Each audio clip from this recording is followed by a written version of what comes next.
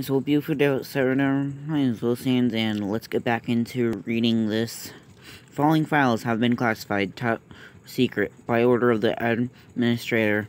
General Notice 001 Alpha. In order to prevent knowledge of SCP-001 from being leaked, several false SCP-001 files have been created alongside the true files. All files concerning the nature of SCP-001, including the decoys, are protected by a mimetic kill agent designed to immediately cause cardiac arrest in any non-authorized personnel attempting to access the file. Revealing the true natures of SCP-001 to the general public is cause for execution, except as required under blank. Warning, any non-authorized personnel accessing this file will be immediately terminated through Barry Man Langford, the mimetic kill agent. Scrolling down without proper mimetic inoculation will result in immediate cardiac arrest, followed by death. You have been warned. Mimetic kill agent activated. Continued life science confirmed. Removing safety interlocks. Welcome, authorized personnel. Please select your desired file. So yeah, we're gonna read the factory.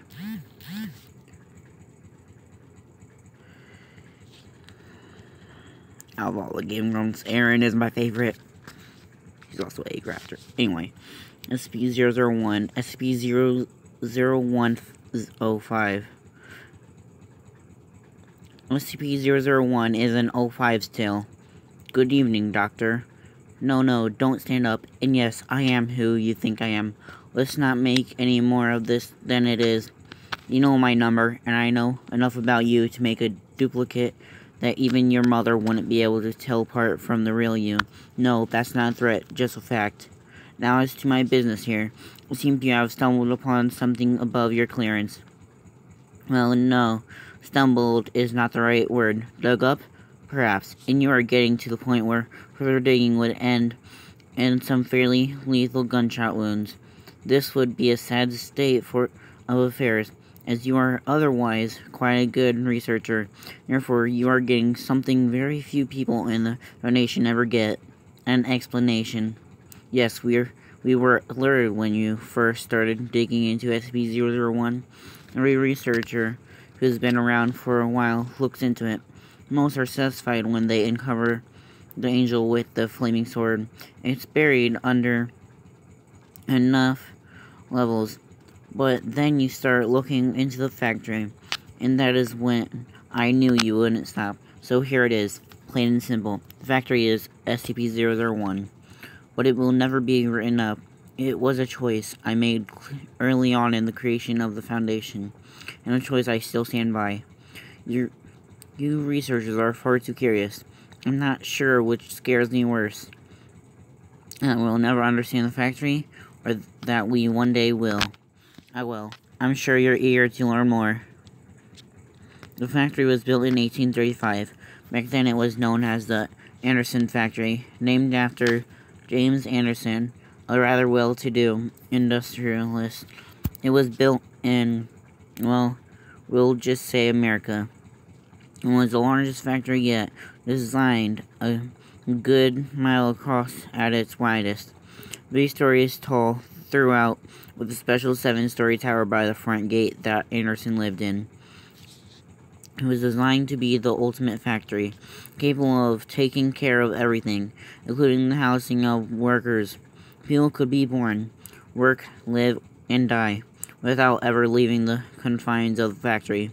And work they did, on everything from cattle raising and slaughtering, to textiles, to everything else under the sun. Now, no one knows whether James Anderson was actually a Satan worshiper. It's just as likely that he followed some kind of pagan gods. What is known is that he was very exact in the building of his factory, and the placement of his machinery within it. Survivors claim the floor was engraved with arcane symbols that were only visible when blood flowed across them. But then the survivors claimed a lot of things.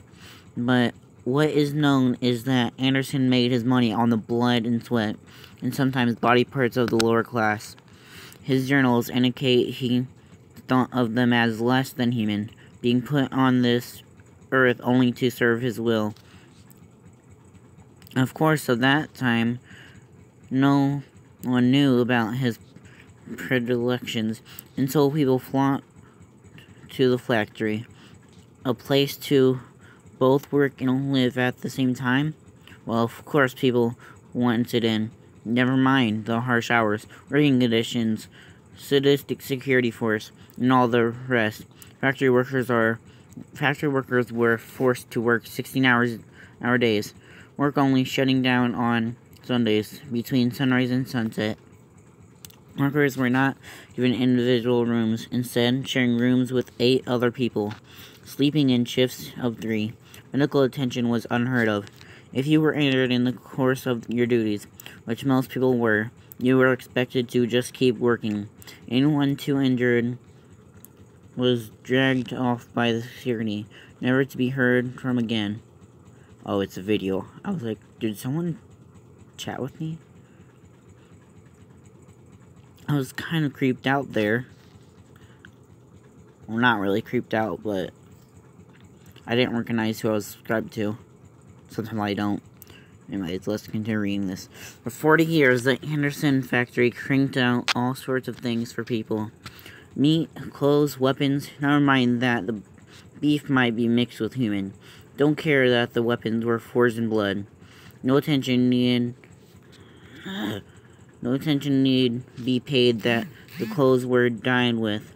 Well, you get the idea. Rumors leaked out, but the products were so good. Why bother? Until someone got out. I never met the brave soul who managed to escape, but she managed to meet the President Grant, and in 1875 he enlisted my aid. At the time I was, well, it doesn't matter. Well, saying I was military, kind of, in that my people were the same. 150 good men and some few women, who were often given jobs that weren't supposed to be common knowledge. We'd been cleaning out some Confederate holdouts, and some of the worst things we found down south, so we did some research. Didn't like what we saw, and went in, loaded for bear. I don't actually remember much about the night it all went down. Most of it bunched together in my head. I get flashes sometimes of the people chained to the line, living next to dead, and damned hard to tell which was which. Children working underneath machines, the majority of the flesh scored from their bones by the great wheels and cogs, and the other things. No, I'm alright. I haven't thought about the night for a very long time. The security force wasn't much of a problem, but then Anderson's creations showed up. He'd been taking the injured workers and, well, experimenting on them. Men, if you could call them men, with multiple arms sewn together, some of them combined with animals, horrible monstrosities out of mankind's worst nightmares. They kept coming wave after wave of not quite living creatures. I lost a lot of good people that night. And then we found Anderson's breeding pits. Girls as young as 8 chained to the walls, forced to be nothing more than. I'm sorry. Even today, more than a century later, the memory makes me see red. When we finally found Anderson cowering in his office, we hung him from his tower window with his own entrails. As he died, he laughed, saying it didn't matter. We could kill him, but the factory would go on. He was still laughing 24 hours later when we finally cut him down. Had him drawn and quartered, and then burned the remains. The entire time he uttered blasphemies that I don't like to think about. Wow. That is cruel. But again, he was cruel. We spent a week cleaning that place out, freeing the workers, putting down the things we found in the basements and many lightless rooms. We pulled out things that were useful, stocked them in a house near the gate, tried to make sense of everything. 150 of us went into that hell pit that night, and only 93 came out. By the end of that week, we were down to 71. With the things we found in there, my God. Well, you've been with the Foundation a while. They wouldn't seem as amazing to you, but we found toy guns that shot real bullets, a yo-yo that would flay the skin from anyone it touched, hammers that only worked on human flesh, a breed of skeletal horse that ran faster than anything we'd ever seen, cloaks that seemed woven from the night itself. It let men access a shadowy dimension that I get away from myself. We found tools both wondrous and horrible, and we were faced with a choice. I gathered my highest ranks. Well, we'll call them officers to me, and we tried to figure out what we would do. They all had options. Well, they all had opinions. The chaplain, he had gone a little crazed. Thought all these objects must be miracles sent from God, holy relics to be worshipped. Marshall and his little toady Dawkins thought there was a fortune to be made here, making and selling these things to the highest bidder. The engine was all called... Oh, that's who it is. The engine we all called bass, due to his deep speaking voice. He called these things an abomination, and declared that we should hunt down and destroy everything we could find. And Smith thought we should take this stuff back to the president. The only one without an opinion was the old man, but he never said much of anything anyways. We argued for hours, days, trying to work it out. I thought we were sitting on a gold mine. Alright, but that we could use these things, these objects, to hunt down some of the scary things we'd run into down south, the other monsters this world had to offer, and use this factory for good, as a place to contain these things, find a way to make them work for our fellow man, or at least protect our fellow man from having to deal with them. I'm sure you can figure out what happened. The chaplain snuck away in the night with his devotees, taking a couple of small items with him. Marshall we kicked out when he found him, abusing his authority. He promised he'd get revenge, and that little Dawkins led the rest of their group off with some of the juicier items. Bass and his people tried to light the whole damn thing on fire, then just left when it didn't work, and Smith left to report back to the president. I did manage to get him to promise me he'd tell Grant the factory had been destroyed. I had big plans for the place. Of course, it was kind of hard to follow through on big plans, and you only have 12 other people to work with, but it was a start, and it worked for a while. We had these amazing toys, and finding people to work with us was easy. Back then, going off the grid was as simple as leaving town. We knew what we wanted. We knew what we could be. Leventhal set out getting us backing. A simple invention here. Some well-invested money. There, it all worked out. White and Jones set out getting us other backing. In our previous work, we'd found out some interesting...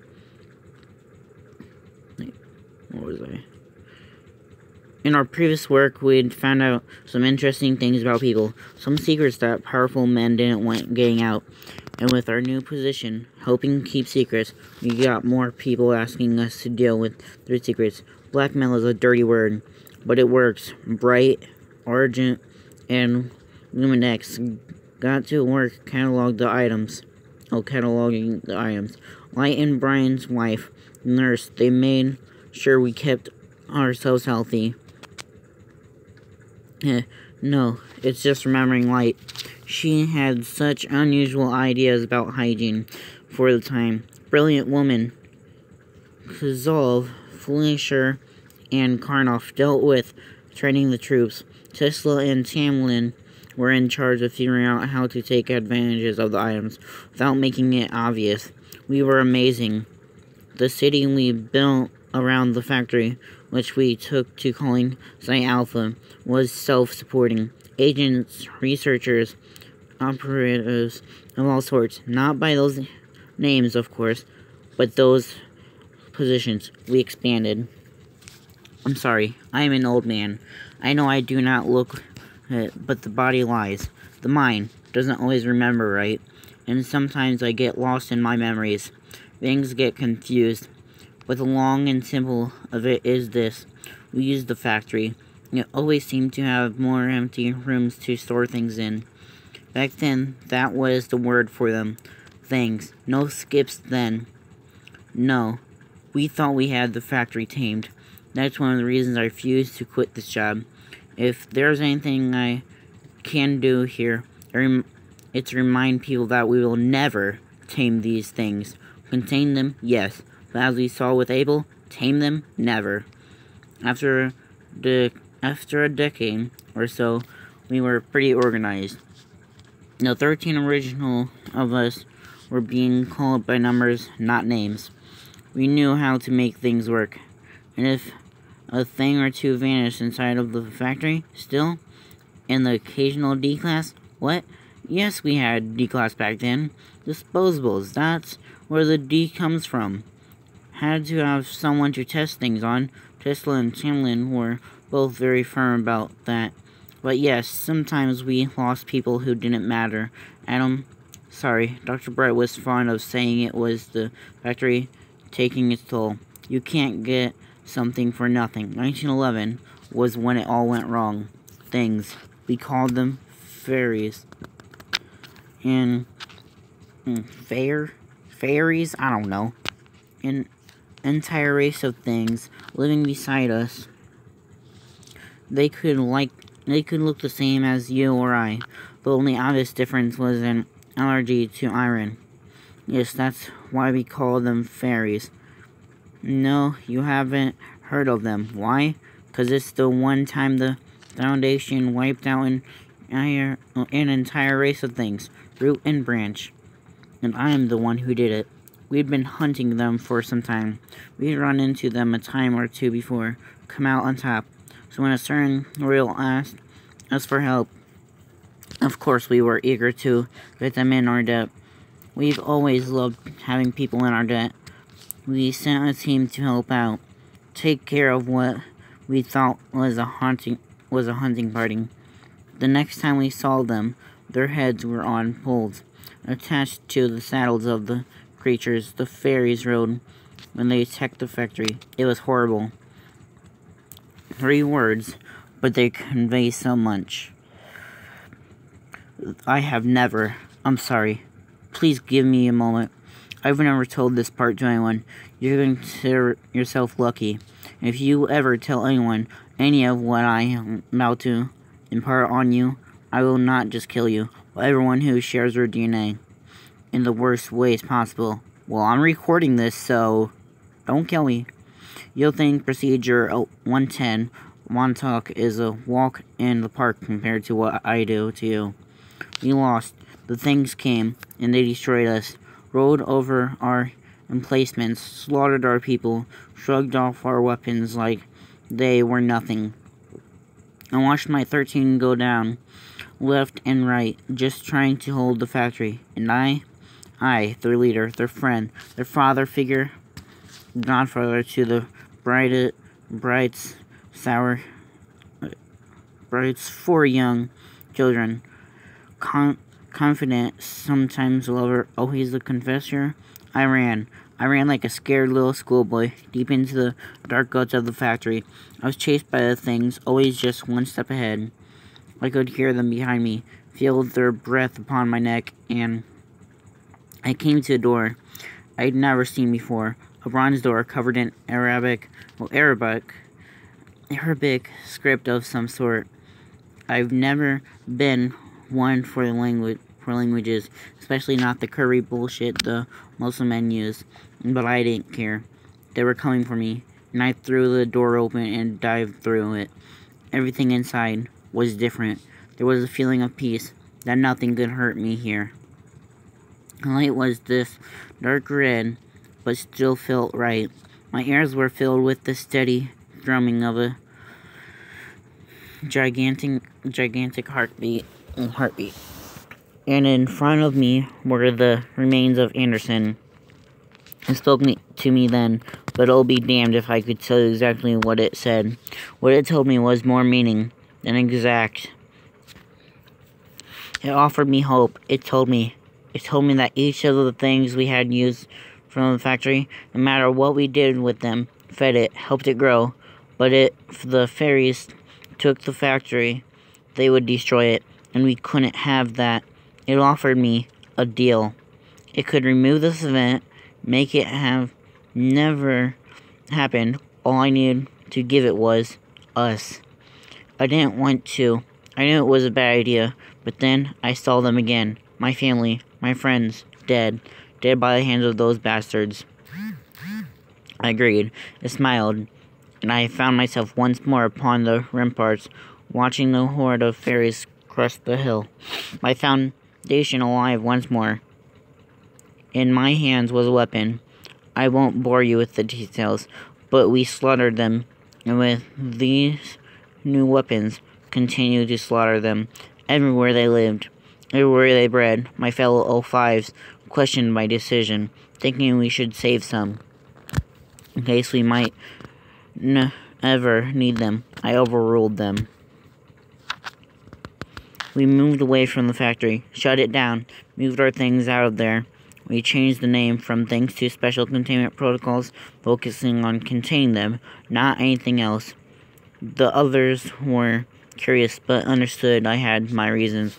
I boarded up the factory, locked it shut, buried it under a ton of rubble, saying it was too dangerous. I thought I'd gotten away with it, until I found a thing on my desk. One of the old toy guns that shot real bullets, and it had the factory label on it. I sent people in from time to time to see what it might be doing. Last time I sent people in to look, there was nothing there. We keep finding factory items out there. I can't help but think of how many more we don't find. The people who use them and keep it hidden. I think back to the body telling me how each item used gave energy to the factory. I never asked it energy for what? I don't think I want to know. What do we give it? D-class mostly. Where did you think all those bodies went? There's a... I don't know who it is. Hold on. It was damn scammers. I just hung up. I don't have a credit card. Okay, what do we give it? D-class, mostly. Where did you think all those bodies went? There's a place. Bodies are left, and they vanish everyone thinks I'm a genius for figuring it out. Sometimes I have to feed it other things. Researchers, agents, they never know it's coming. It just reaches out and takes them. But in the end, we're doing more good by being here. Whatever the factory wants, whatever it is, we're doing good here. I have to believe that. And now you know. Are you happy? I don't think so. Why tell you? I'm getting old, Everett. Should I die? Someone will have to keep feeding it. Maybe you'll be different. Maybe you'll figure out how to stand up to it. But I doubt it.